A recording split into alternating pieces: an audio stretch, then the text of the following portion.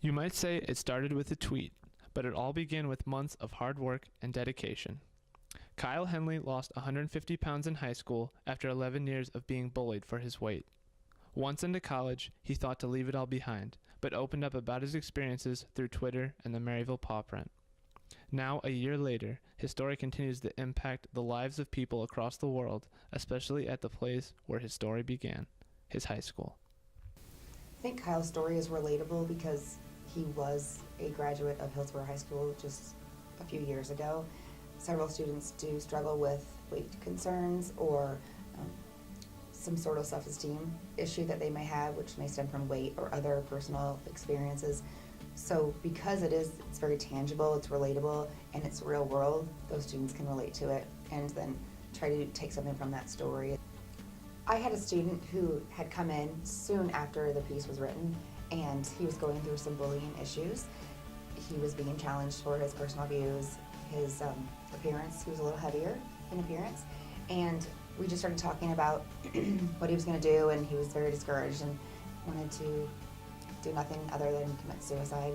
So as we talked through it, I happened to bring up the article, and I showed him a copy of it while we were sitting there. And he took it off and read it by himself, and then later, the next day, we talked about it a little bit further, and he found a new spirit, a second opportunity to just persevere and work through whatever he is going through and kind of exclude the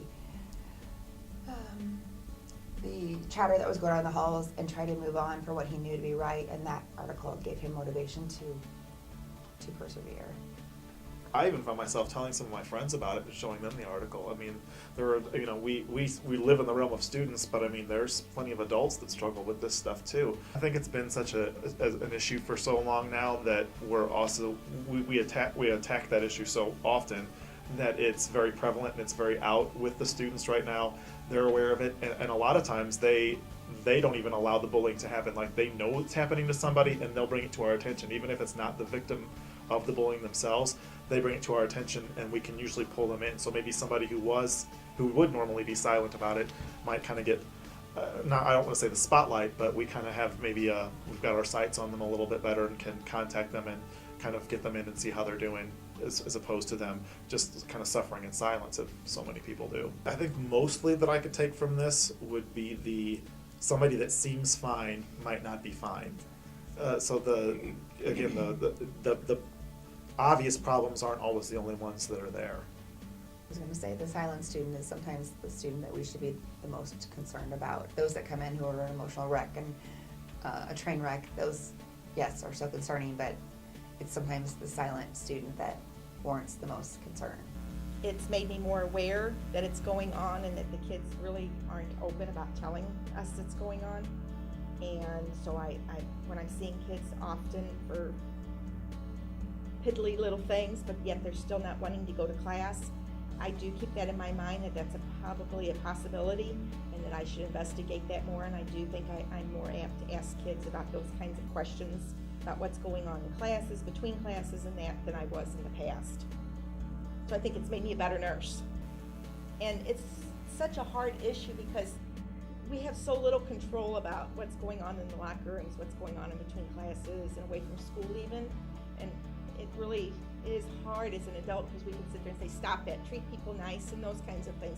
But yet, I don't know that we have a whole lot of effect on helping with the bullying. I do try to be more aware of things, looking around more, being out in the hallway, kind of seeing how people are treating each other. Is it just playful back and forth banter, or is there something more going on? I think I'd be more willing to pull that student that I might feel something is going on with aside and talk to them just a little bit, just to see what is going on. So I think it's made me more aware, kind of opened my eyes a little bit more. I had not even the slightest idea how big it would get. I thought it would just be something that like my family read pretty much and that nobody else would really be interested in, because it was just in Maryville paw print. Maryville is a small school, so there's not a lot of people there that I thought would be interested in it, but I put it out there on social media and I'm getting people from France, from England, from Africa, just all these different countries that are nowhere, near St. Louis or the United States. I posted a link to the article about a year ago. I posted my before and after picture a year ago, and I'm still getting daily responses on those. I didn't think people would really care that much, but I guess it hit home for a lot of people. Once it's on social media, it's out there, and there's nothing you can do about it. Good, ill, or bad, it's there, and people are going to react to it. And I'm glad that it seemed to be all positive, which it should be, because almost everything you see on social media can be the best thing, and somebody can find a negative spin on it, but it hasn't done that. So I think that's a very good thing. Whenever I had these conversations with people on Twitter, I always tell them to keep me updated, keep me posting and stuff, and a lot of people actually do. So whenever I get responses of people's progress and telling me all what they achieved and stuff since our last conversation, that's pretty special. I didn't have questions. I had more of a self-reflective moment to Right. myself as far as what can I take away from the article to then mentor and touch other students who might be going through this as well. It was just more of a, how can I then translate this to the real world that I'm working with on a daily basis, and reach those students who continue to go through school day in, day out without really voicing their struggles or frustrations.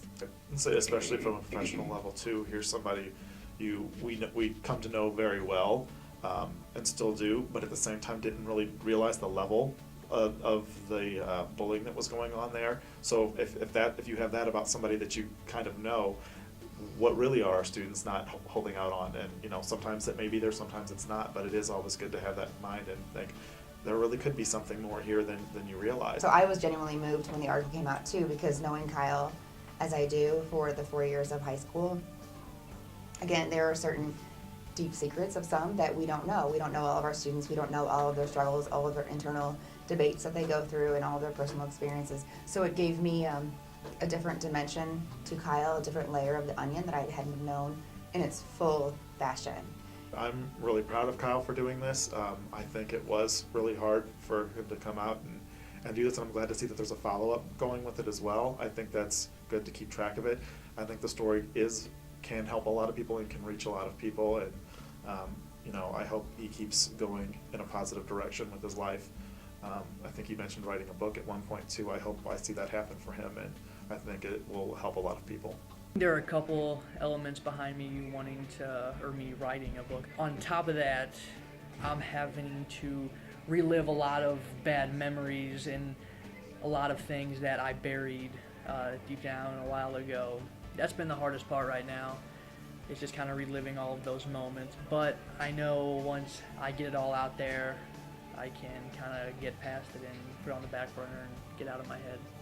I mean, the experience as a whole with the weight loss and the bullying, that has gotten a lot easier to talk about. I'm pretty open. I'll pretty much answer anybody's questions, but at the same time, there are a lot of aspects that I'm not comfortable talking about yet, and that a lot of people don't know. So you'll just have to stay tuned to learn about all those.